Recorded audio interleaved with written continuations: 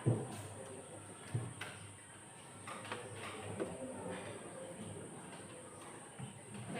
kalian nonton ini video, mengamati.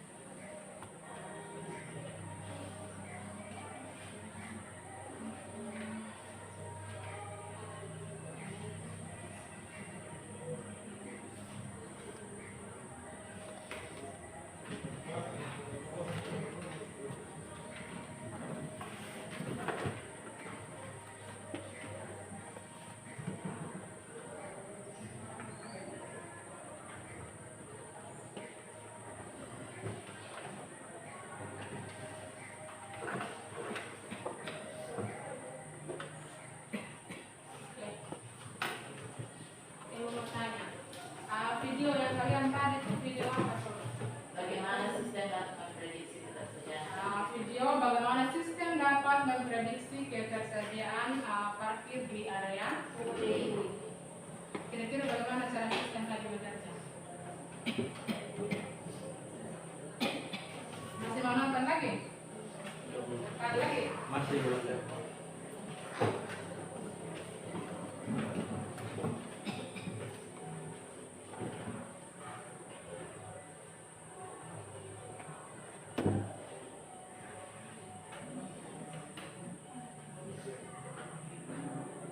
Perhatikan ya.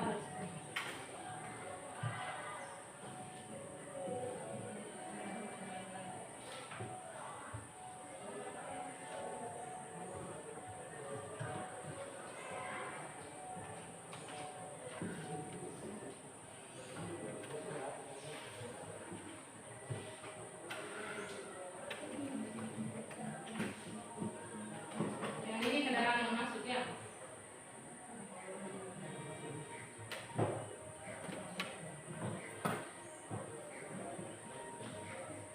Di sini yang terlihat bekerja, di sini yang terlihat bekerja. Kalau udah warna hijau berarti di situ masih ada tempat parkir yang kosong. Tapi kalau dia sudah warna merah berarti sudah penuh ya. Nah ketika sudah penuh mobil atau motor keluar, maka yang warna merah tadi akan berubah kembali menjadi warna hijau. Itu cara sistem bekerja. Di situ mereka memasukkan nomor kendaraan, ID kendaraan, ID parkirnya berapa, nomor kendaraan, jenis kendaraan, apakah motor atau mobil, terus jam masuk, posisi parkir dan biaya parkir itu sudah dimasukkan semua dalam sistem.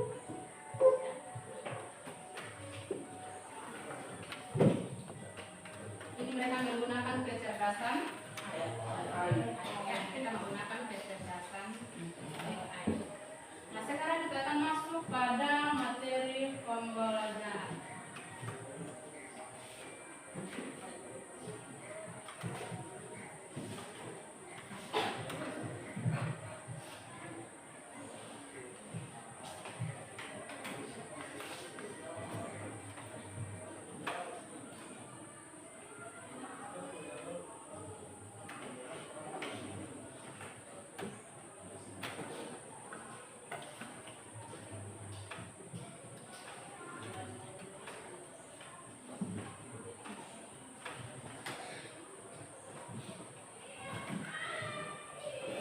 Ini kita punya materi mengidentifikasi masalah nyata yang dapat diselesaikan secara komputasional.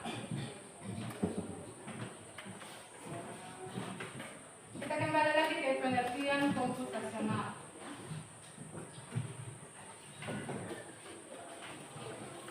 Masalah komputasional adalah masalah nyata yang dan dapat diselesaikan menggunakan langkah logis. Kemudian memerlukan pola berpikir logis, dapat dipecahkan dengan algoritma dan melibatkan data atau proses. Nah, di sini ada ciri-ciri masalah yang dapat diselesaikan secara komputasional. Yang pertama, masalah memiliki data yang jelas. Kemudian yang kedua, tujuan yang ingin dicapai dapat ditentukan. Ketiga, terdapat langkah-langkah penyelesaian yang buntut. Dan yang keempat, solusinya dapat diotomatisasi. Contoh masalah nyata. Yang pertama itu ada penumpukan sampah yang tidak terorganisir di tempat sampah sekolah. Kemudian yang kedua, masalah kedua, antrian di kantin sekolah. Dan yang ketiga, banjir lokal. Ini masalah nyata yang sering terjadi di Indonesia kita.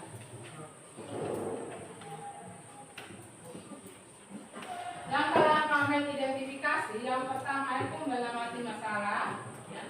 Kita cari masalah dulu, kemudian kita menentukan apa yang ingin diperbaiki, mengumpulkan data, mengecek apakah bisa dialgoritmik, dan yang terakhir merancang solusi. Contohnya di sini ada studi kasus antrian di kantin. Masalahnya itu antrian yang panjang, kemudian data itu ada jumlah siswa dan waktu layanan dan loket. Dan solusinya sistem antrian otomatis, menggunakan sistem antrian otomatis.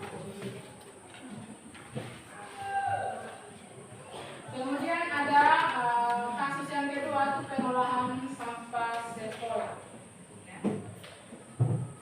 Dekomposisi.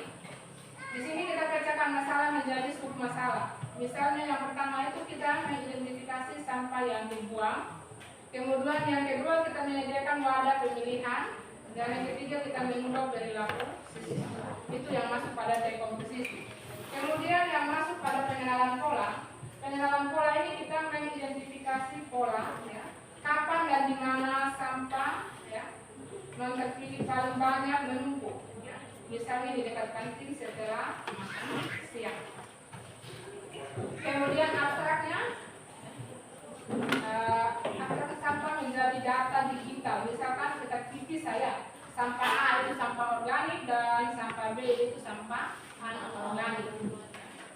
Jadi di situ yang kita abaikan detail yang tidak perlu. Misalkan ada warna atau bungkusan makanan, itu kita abaikan, ya. Kalau yang ada. Kita hanya perlu pisah sampah organik dan sampah anorganik. Kemudian algoritmanya, nah di sini kita rancang langkah-langkah sistematis. Misalnya penggunaan tempat sampah yang pintar, yang memiliki sensor dan memberikan feedback audio atau visual, ya, yang memandu pembuangan sampah yang benar. Itu algoritma. Dan terakhir, kemampuan mengidentifikasi masalah adalah dasar solusi komputasional.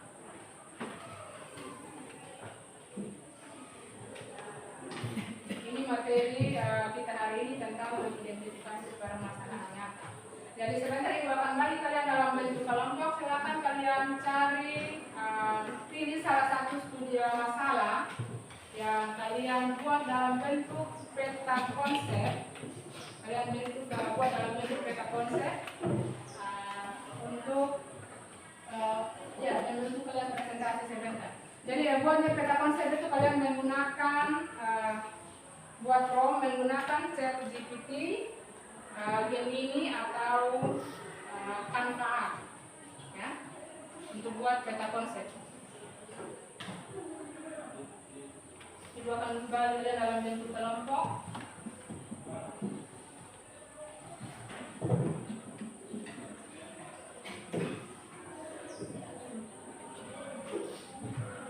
Perhatikan nama kelompok yang ada di depan yang dipaparkan.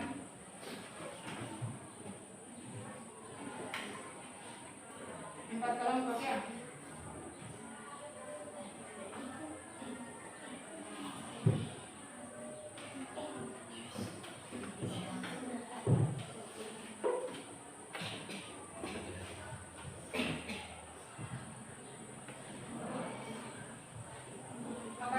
Silakan duduk berdasarkan kelompok. Nama-nama yang sudah ada tadi. Ayo, saudara. Kelompok 1, 2, 3, 4. Coba perhatikan pada LKPD. Di situ yang deskripsi masalah yang pertama. Di situ ada beberapa masalah yang ada. Silakan kalian pilih salah satu masalah apa yang kalian mau. Ya. Itu yang kalian buat biasanya peta konsep. Ya. Dibaca dulu. Itu ada masalah sampah.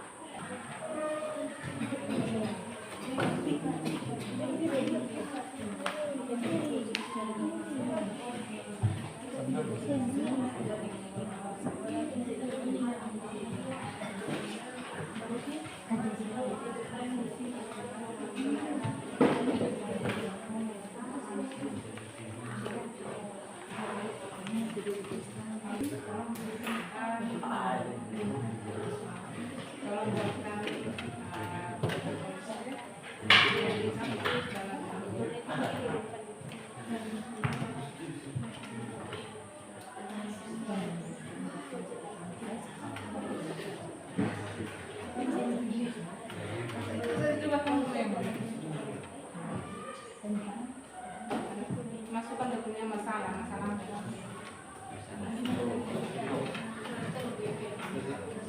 Ingat, selalu di screenshot ya.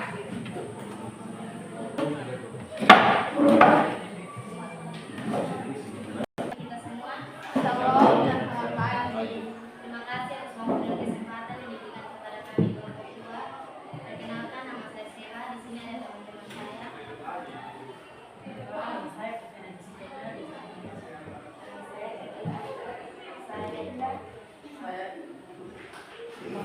Kami akan mempresentasikan tentang penumpukan sampah yang tidak terorganisir di tempat sampah sekolah.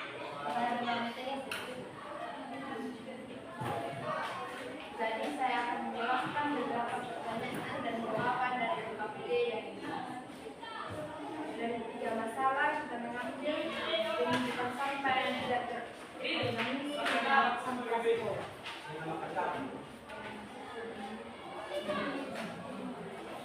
Kedua, mengapa masalah inilah yang diselesaikan dengan komunikasi? Komunikasi yang mana?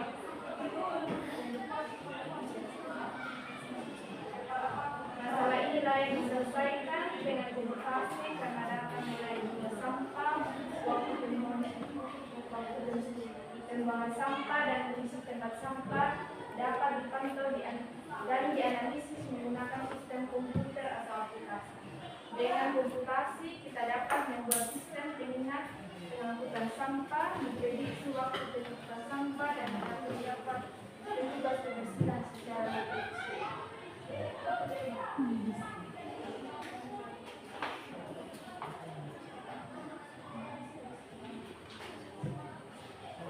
Uraikan masalah dasar tersebut menjadi 3 sub masalah yang lebih kecil dan spesifik. Masalah 1, tempat sampah cepat penuh. Masalah 2, kurangnya kesadaran siswa. Masalah 3, jadwal petugas kebersihan tidak teratur.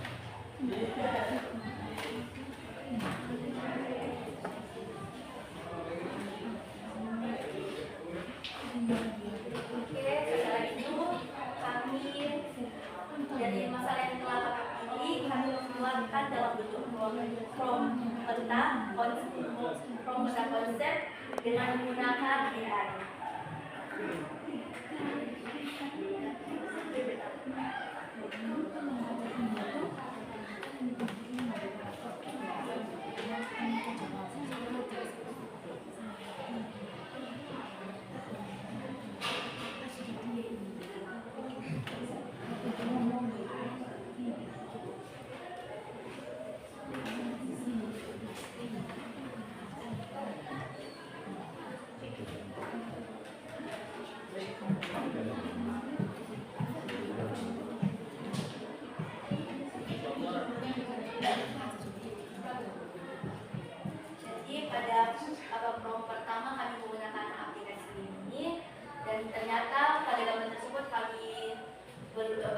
sesuai yang telah kami diskusikan. Kami lanjut pada poin kedua, dan ternyata juga belum sesuai, dan pada akhirnya kami mengumpulkan, kami mencari aplikasi ChatGPT.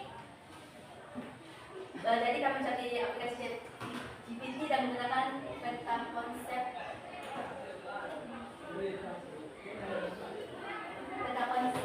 di aplikasi ChatGPT. Kita menemukan sampah yang tidak terorganisir di tempat sampah sekolah. Penyebab utamanya yaitu kami akan menjelaskan berdasarkan berpikir komputasional, yaitu yang pertama adalah penyebab utama, yaitu dia komposisi memecahkan masalah besar menjadi bagian kecil. Letaknya pada bagian tentang konsep yang memecahkan masalah, penumpukan sampah di sekolah menjadi masalah seperti penyebab utama, dampak, solusi, pihak yang terlibat, dan tujuan akhir. Jadi penjelasannya, di tahap komposisi masalah besar dipecah menjadi bagian-bagian yang lebih kecil supaya mudah dianalisis. Pada pada konsep masalah utama dipecah menjadi kurangnya kesadaran siswa, kurangnya fasilitas, pengawasan minim, tidak ada sistem pengelolaan, dan seperti penyakit, pencemaran, dan lain sebagainya. Itu adalah dekomposisi. Kedua, yaitu pengenalan pola dan mencari pola dari seluruh masalah yang ada, yaitu terletak pada bagian penyebab utama dan dampak. Penjelasannya yaitu dari berbagai penyebab ada pola yang bisa dikenali. Hampir semua menyebabkan terkait kurang pengelolaan dan kurang disiplin. Hampir semua dapat terkait kesehatan, kebersihan, dan kenyamanan. Pola ini membantu menyimpulkan bahwa inti masalah adalah kurangnya sistem dan kesadaran. Ketiga, yaitu abstraksi, yaitu mengambil informasi penting, membuang yang tidak penting. Pertama yaitu letaknya pada bagian tengah peta konsep, yaitu terutama penumpukan sampah yang tidak terorganisir. Penjelasan abstraksi dalam dengan menyaring informasi penting saja.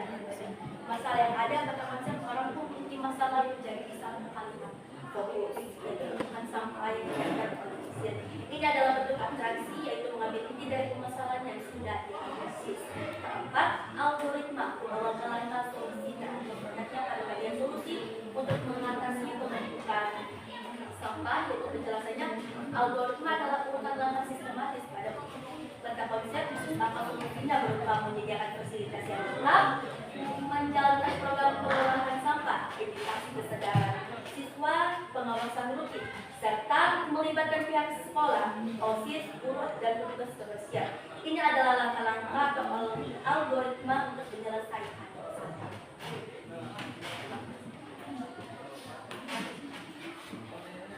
Jadi kesimpulan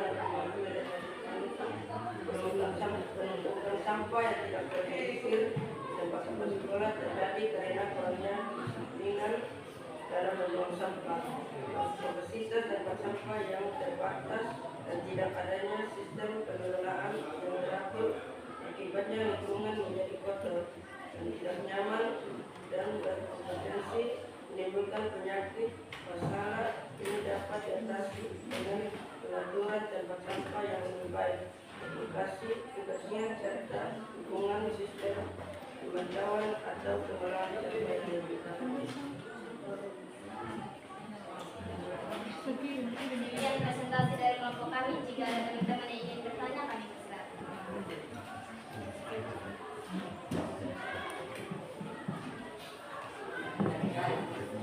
Oleh kelompok lain, kalau ada bertanya silakan. Jadi terima kasih kepada saya. Jadi kita akan bertanya faktor apa saja yang menyebabkan terjadinya penumpukan sampah di area sekolah. Faktor apa saja yang menyebabkan terjadinya penumpukan sampah di area sekolah? Terima kasih atas pertanyaannya dari kelompok berapa? Oke, terima kasih kelompok 1 atas pertanyaannya. Jadi pertanyaan, faktor apa saja yang menyebabkan Penumpukan sampah di area sekolah. yang itu yang pertama itu karena kurangnya kesadaran siswa, kurangnya fasilitas dan pengawasan minim, serta tidak ada sistem pengelolaan. Ya, sekian terima kasih. Apakah jawaban dari kamu sudah cukup?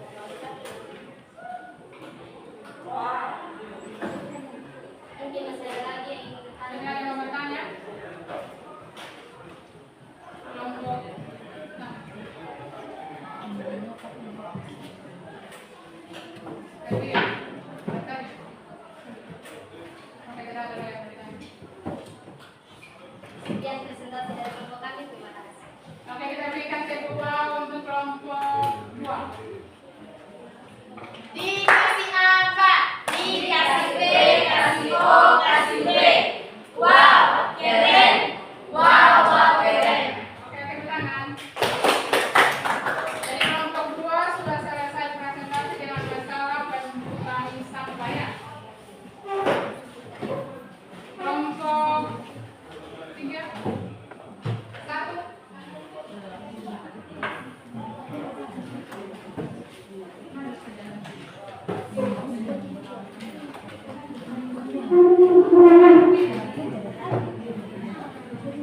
Kelompok 2 maju sudah. Kelompok 3 terdiam. Maju sudah. Cepat. Ayo sudah. Ini sudah selesai.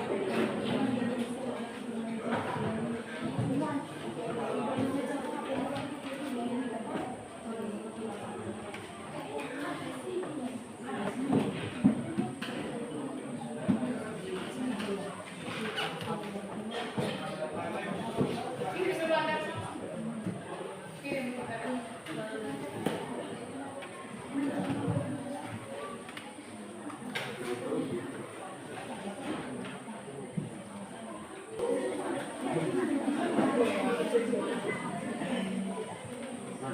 Maju sudah. Ceria.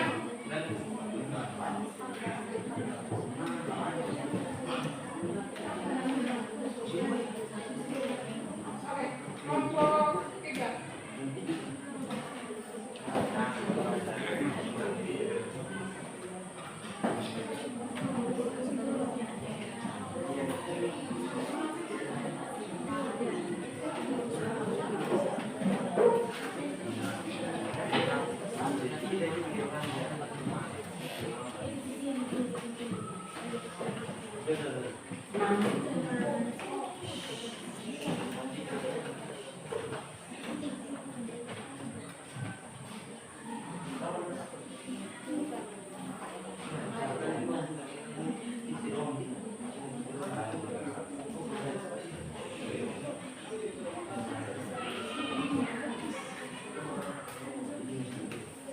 Shalom dan selamat pagi untuk kita semua. Terima kasih atas waktu dan kesempatan yang diberikan kepada kami. Pada kesempatan kali ini kami akan mempresentasikan arti yang pertama tentang masalah antrian di dasar sekolah. Pada kesempatan ini waktu yang tepat saya berikan. Mengidentifikasi permasalahan nyata yang dapat diselesaikan secara tradisional. Jadi masalah yang kami ambil tentang antrian di kantin sekolah. Di sini saya akan menjawabkan mengapa pertanyaan dari ibu, mengapa masalah antrian di kantin sekolah, mengapa masalah antrian di kantin sekolah ini layak diselesaikan dengan komputasi. Diselesaikan dengan komputasi karena komputasi dapat menghitung waktu tunggu menganalisis, dapat menghitung waktu tunggu, menganalisis penyebab antrian, dan mensimulasikan berbagai solusi tanpa mencoba langsung dengan data dan simulasi. Sekolah dapat menemukan cara paling cepat dan efisien untuk mengurangi antrian.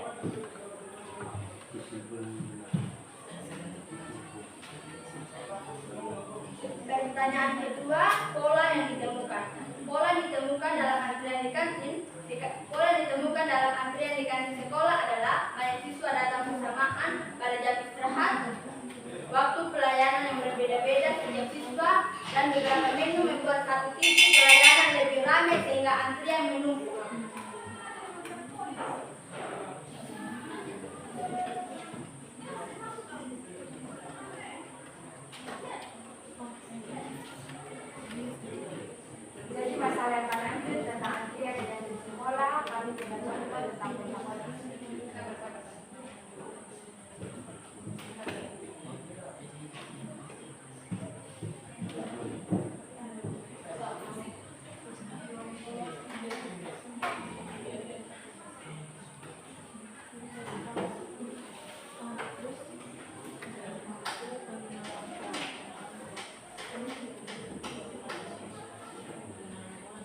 gambar yang pertama ini kami mencarinya di aplikasi ChatGPT.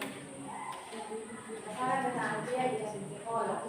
Jadi karena kami kurang puas dengan gambarnya, kami punya gambar yang kedua, kami menjadi ChatGPT. Menjadi aplikasi Cici.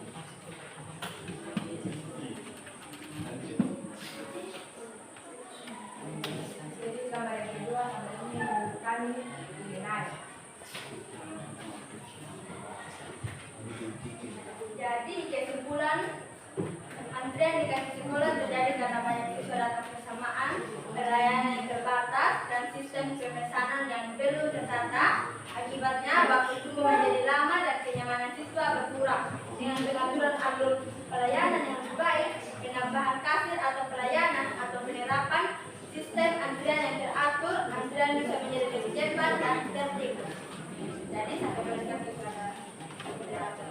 Sekian dari kami. Jika ada teman-teman hari yang bertanya, waktu dan tempat. Oke, silakan kelompok 2 bertanya. Saya ingin bertanya, Kelompok 3. bagaimana cara agar siswa tetap tertib saat mengaji? Bagaimana cara agar siswa tetap tertib saat menteri dalam mengaji?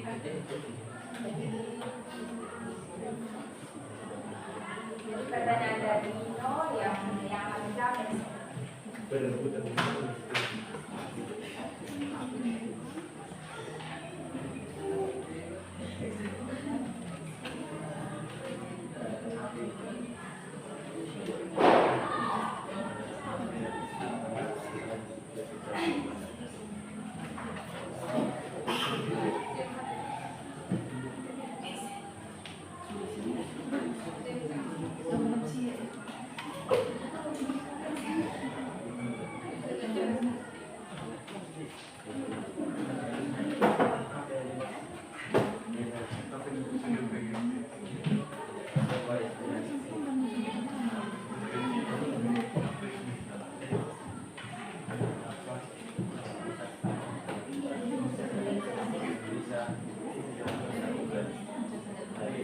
Sampaikan kepada siswa bahwa antri adalah bentuk menghargai orang lain, menciptakan ketertiban dan membuat masyarakat yang lebih nyaman.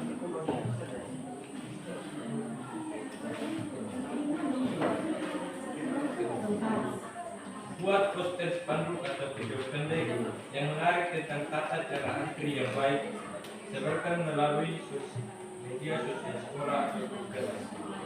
Sesekali adakan sisi singkat di kelas atau saat upacara untuk mengingatkan siswa tentang pentingnya antri. Buat garis antrian yang jelas dengan cat atau tanda lainnya dari jarak yang cukup antar garis sebelum dari dorong. Bagaimana kelompok 3? Pak, 2 ini. Jika ada pertanyaan lagi, Bapak.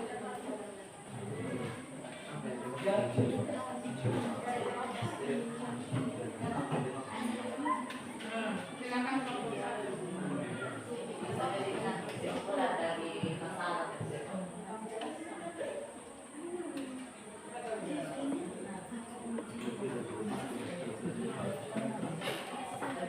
Terima kasih atas pertanyaan dari kelompok 1. Di sini kami dari kelompok 3 akan menjawab. Jadi kesimpulannya, pelajaran yang terbatas dan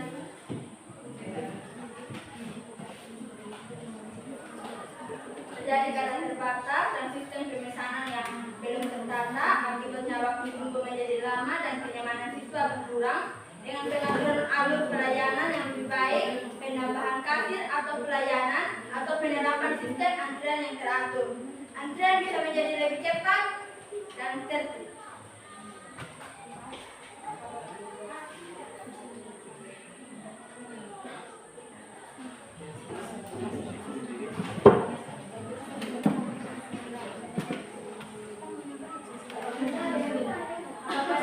Dari saya, terima kasih atas waktu dan kesempatan yang diberikan kepada saya dari kelompok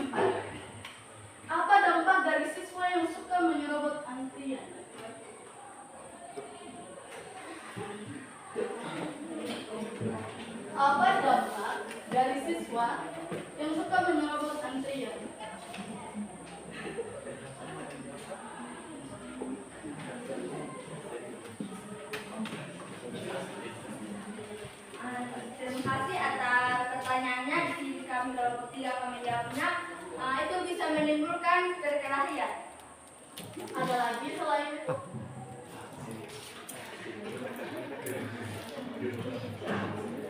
Ada banyak dampak yang bukan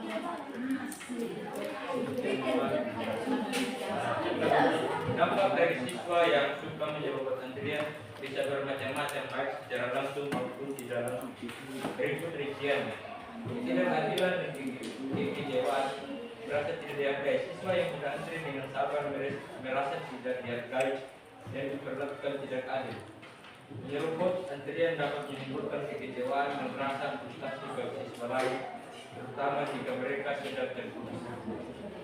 Kekecewaan itu bisa memicu pertengkaran atau konflik antar siswa. Terima kasih.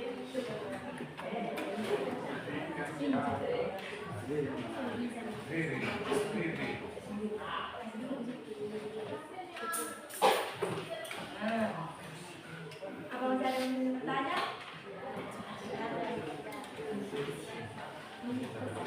Baik, terima kasih. Sekian dari kami. Dari baik kelompok 3 sudah menyampaikan hasil diskusi. Ini presentasi yang sangat luar biasa ya. Kita berikan tepuk tangan dulu untuk kelompok 3. Dikasih apa? Dikasih W, kasih O, kasih W. Wow, keren. Wow, keren. Oke, tepuk tangan untuk kelompok. Masih ada yang mau presentasi? Ceria. Ceria, boleh lagi. Boleh. Dan setelah ini sudah ya? Sudah semua presentasi. Ayo kita menyelamatkan sudah lewat.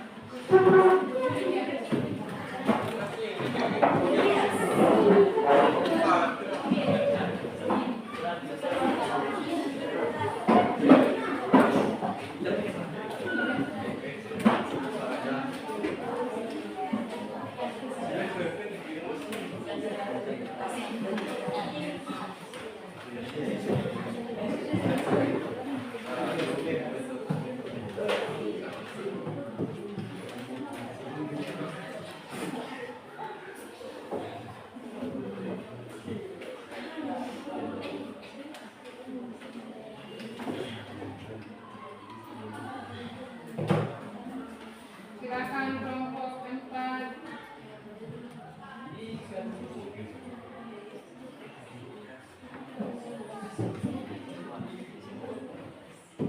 Shalom dan selamat pagi untuk kita semua. Shalom dan selamat pagi. Terima kasih atas waktu dan kesempatan yang diberikan kepada kami kelompok 4. Di sini kami akan mempresentasikan hasil diskusi kami yang berjudul penyelesaian masalah penumpukan sampah di sekolah kepada kaum materi saya. Langkah 1, identifikasi masalah dan definisi. Terima kasih. Jadi judul besarnya yaitu penyelesaian masalah penumpukan sampah di sekolah, dan kami akan membacakan terlebih dahulu LKPD-nya. Kepada teman anggota saya persilakan. Langkah 1, identifikasi masalah dan definisi. Deskripsi masalah. Penumpukan sampah yang tidak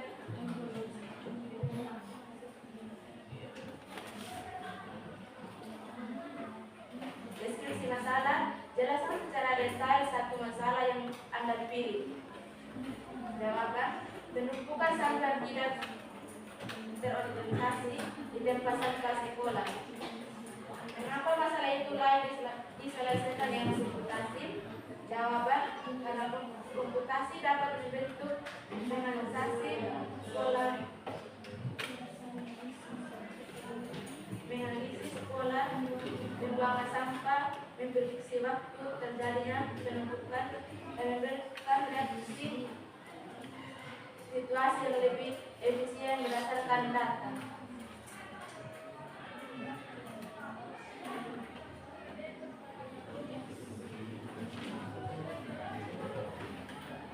Langkah 1, pengenalan pola dan abstraksi. Pengenalan pola. Pola yang ditemukan, jenis sampah yang paling banyak adalah bungkusan makanan dan minuman. Sampah menumpuk pada jam istirahat dan saat pulang sekolah.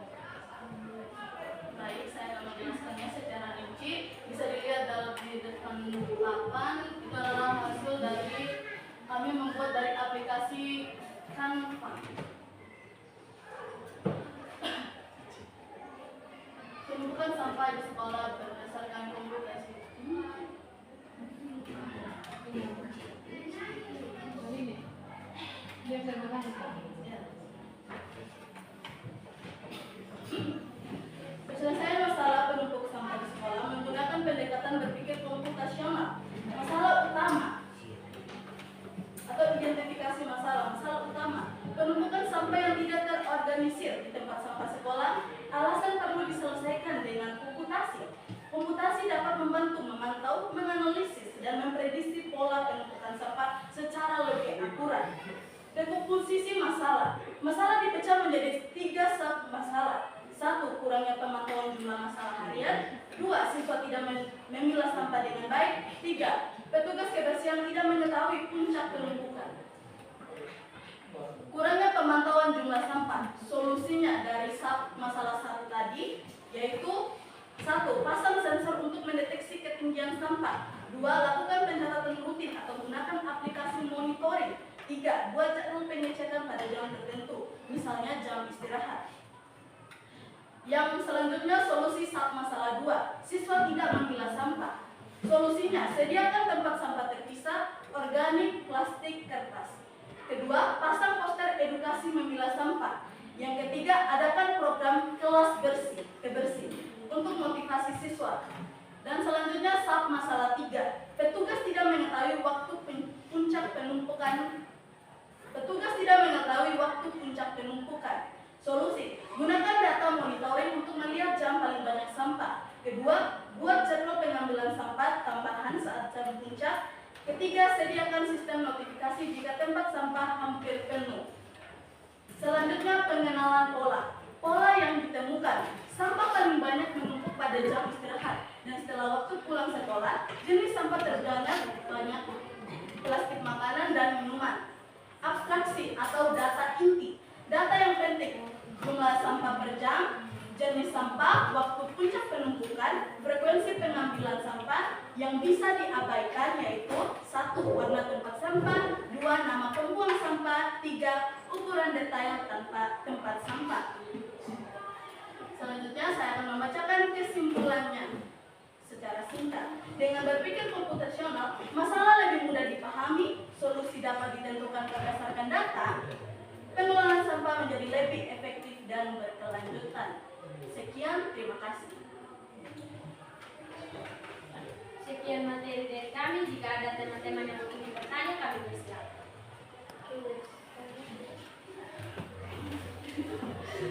Ya, saya boleh. Oke. Kebetulan saya dari kelompok 2, saya ingin bertanya. Tadi pada saat kami menyampaikan materi, kalian sempat bilang pasang sensor dalam penggunaan sampah. Betul? Betul. Ya, bisa jelaskan bagaimana penggunaannya?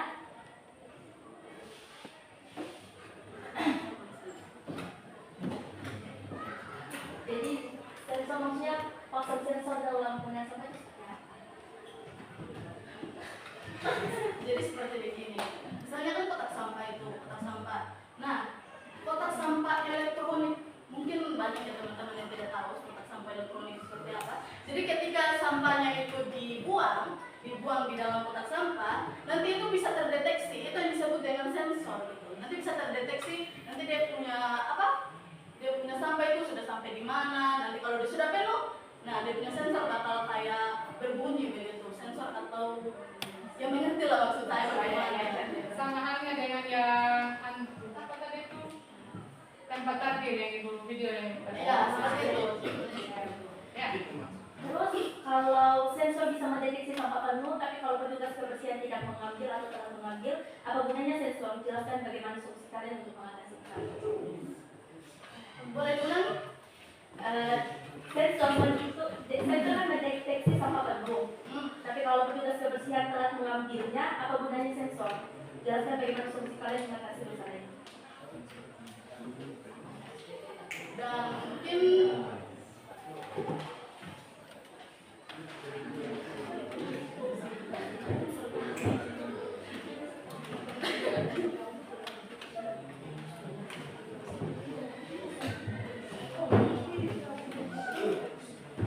itu di luar dari kendali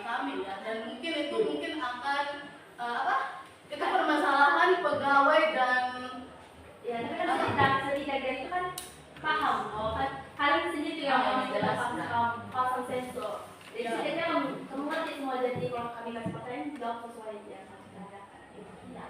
Bukan di luar kendali, kita harus jawab pertanyaan kami. Ya, jawaban kami itu di luar dari kendali kami. Kalau petugas tidak ingin mengambil, ya itu terserah petugas. Itu bukan dari kami. Kami tidak bisa memarahi petugas, tidak bisa. Ya, tapi kenapa ya solusi dari kalian? Solusi dari kami ya kami harus berapa?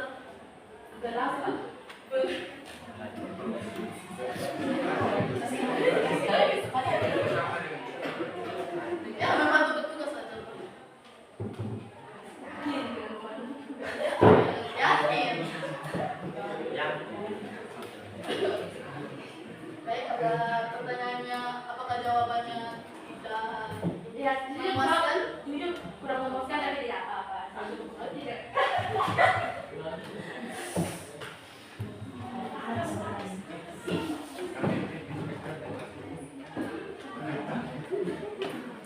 Jika ada masih jika teman-teman ingin bertanya, kamu persilakan.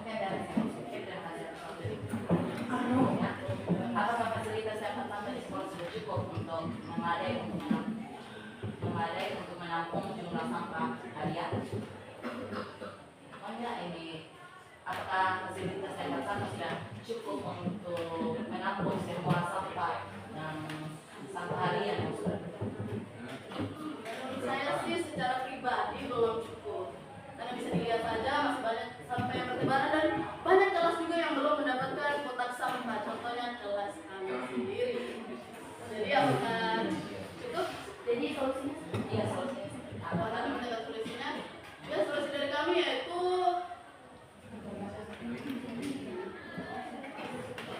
ya mengusulkan kepada wali kelas, siapa tahu tapi sampai saat ini kenapa belum ada sampai kalian? itu di luar dari pengetahuan kami karena kami mengadakan. Kenapa tadi bilang mau mengusulkan sedangkan Ya kami kan mengusulkan gitu. yang mengusulkan sampai sekarang? Kalau Ya kami tidak tahu.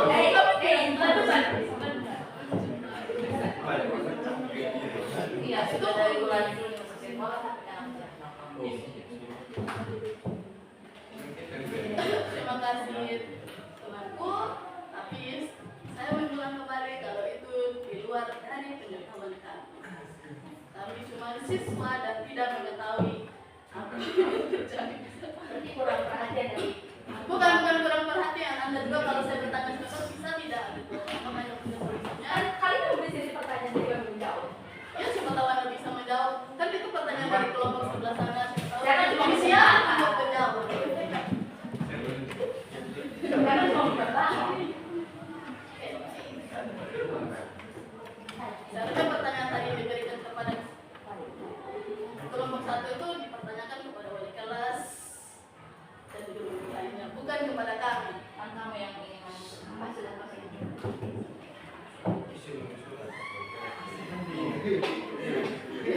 Kelompok tiga. Apa penyebab utama terjadinya penumpukan sampah di lingkungan kita? Penyebab utama, ya kita sendiri, kita yang membuang. Ulang tadi pertanyaannya. Maaf saya. Apa penyebab utama terjadinya penumpukan sampah di lingkungan kita? Kalau bisa jangan ceria sendiri dong. iya ganti-gantian semuanya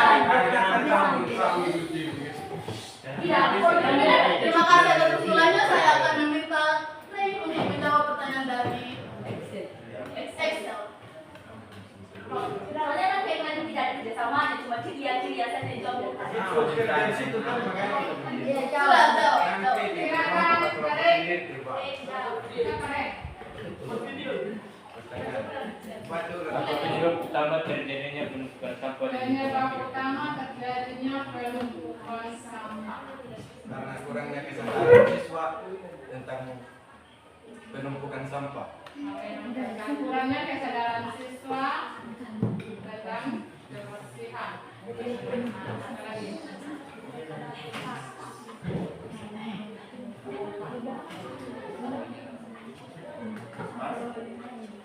Banyak jawaban yang lain, hanya itu saja. Berarti Anda sudah mengetahui jawabannya. Betul? Berarti Anda sudah mengetahui jawabannya kalau Anda bilang tidak cukup. Iya. Sudah.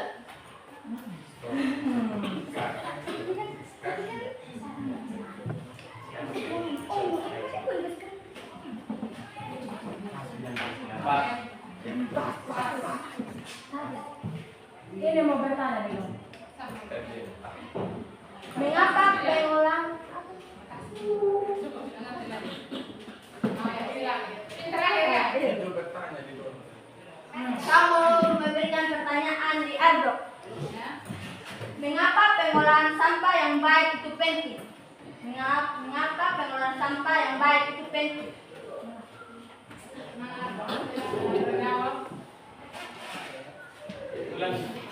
Mengapa pengolahan sampah yang baik itu penting? Mengapa?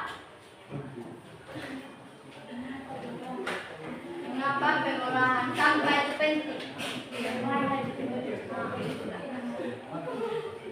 Mengapa pengolahan sampah yang baik itu penting?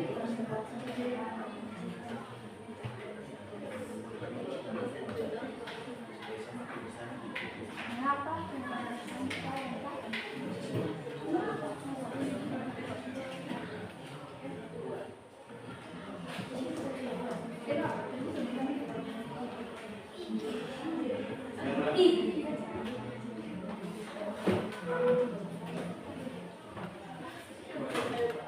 Mengurangi bau kotoran dan tumpukan sampah di sekitar kita. Sampah yang menumpuk dapat menjadi sarang bakteri, nyamuk dan tikus penyebab penyakit.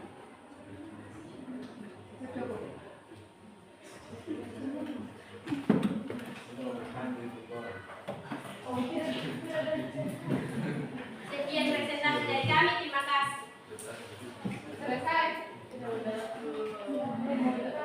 Kalian cukup kalian. Cukup Pak. Ceria ini macam buru-buru sekali ceria ini. Oh, harus begitu Bu. Oke, baik yang di kelompok 4 sudah selesai presentasi yang sangat baik dan sangat luar biasa. Menantang ya? Bahkan ada yang penasaran dong? Iya. Maka kita tepuk tangan untuk mereka berikan mau untuk kelompok 4. Dikasih apa? Dikasih W, kasih O, kasih W. Wow, keren. Wow, wow, keren.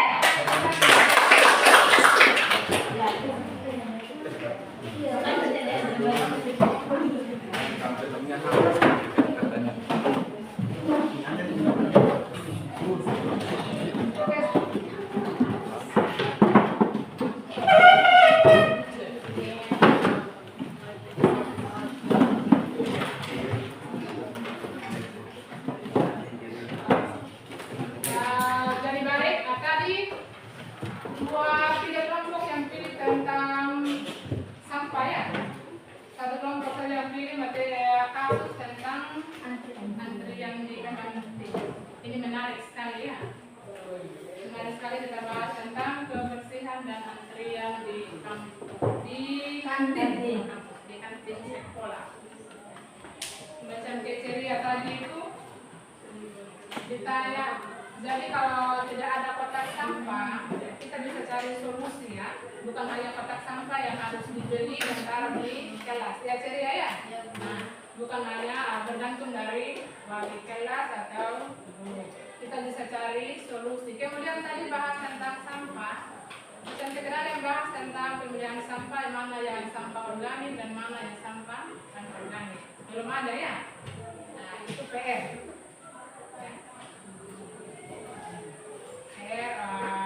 Untuk kita semua ya, bagaimana ke depannya kita bisa mengatasi sampah ya, bisa mengatasi masalah yang nyata yang ada di lingkungan sekolah ya, dengan menggunakan cara berpikir komputasional ya. Bisa ya?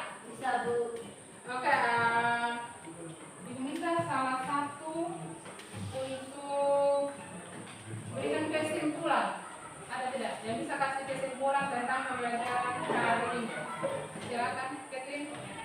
Jadi mengidentifikasi permasalahan yang dapat diselesaikan secara komputasional bagi mengenali masalah yang bisa dikerjakan menggunakan akal pikir, struktur, logis dan dapat diolah oleh komputer.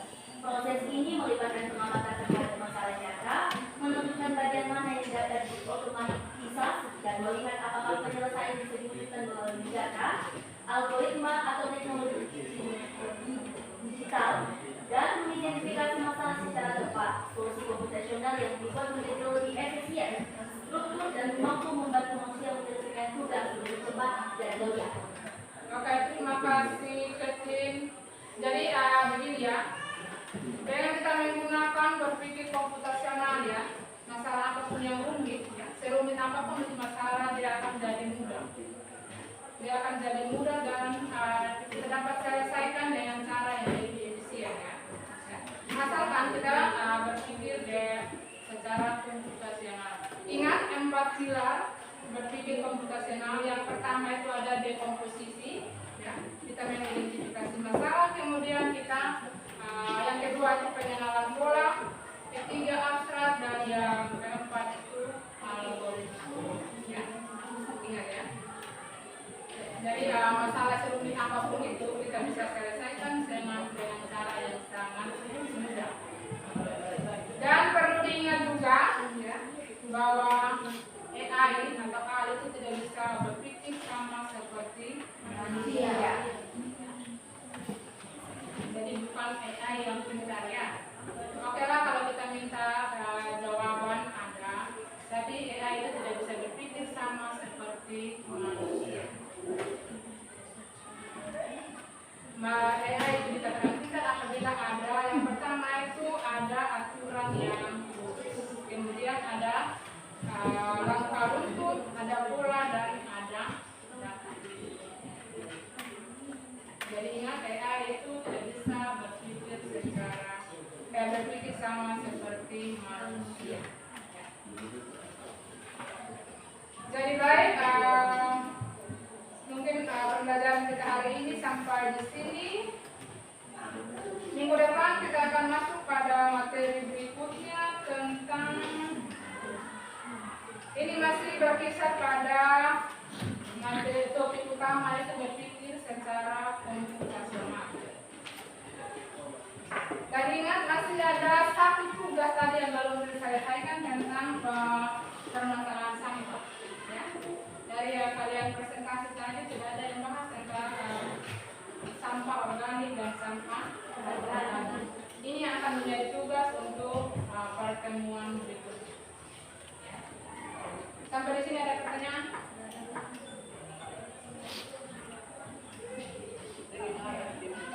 Kalau tidak ada,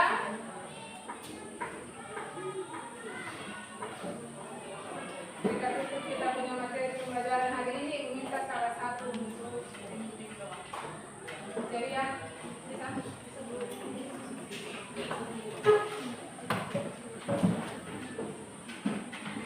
Teman-teman dan guru,